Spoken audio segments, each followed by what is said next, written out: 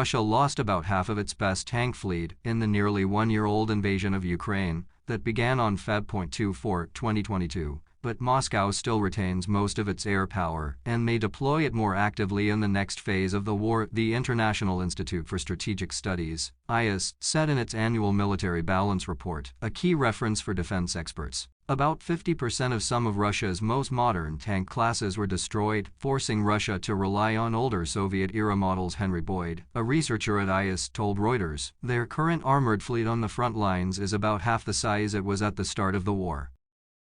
He estimated that Russian tank losses were between 2,000 and 2,300 units, while Ukraine lost about 700 units. On the one hand, several Western countries promised Ukraine a total of about 100 units of modern tanks, including Abrams from the US, Leopard 2 from Germany, and Challenger from the UK. These Western tanks have capabilities that far exceed older Russian models. On the other hand, IISS aerospace expert Douglas Barrie said that Russia managed to maintain most of its air force.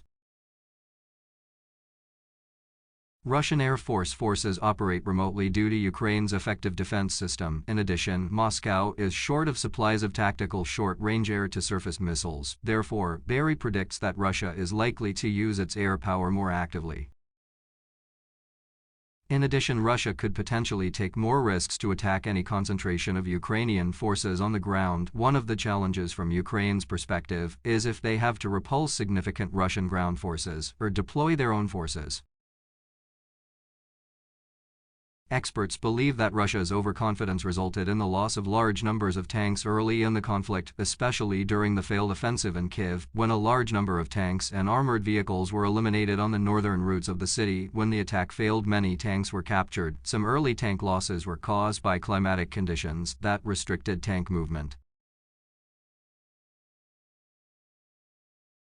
Retired Army veteran Lieutenant Colonel J.S. Sati told the Eurasian Times that Russia launched the offensive against Ukraine when winter was at its peak in Eastern Europe, with snow covering the entire ground in Ukraine, water overflowing, so that the ground became wet. The Russians had no choice but to restrict the movement of their troops and tanks on roads made of metal.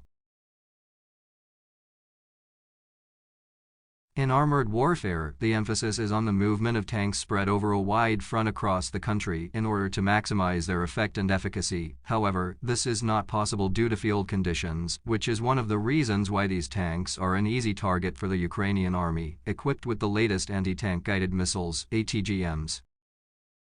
Enemy counterattacks and dismounted infantry brandishing anti-tank guided missiles, ATGMs, have posed a major threat to Russia's armored forces, these ATGMs essentially becoming the first symbol of Ukraine's struggle against the Russian invasion.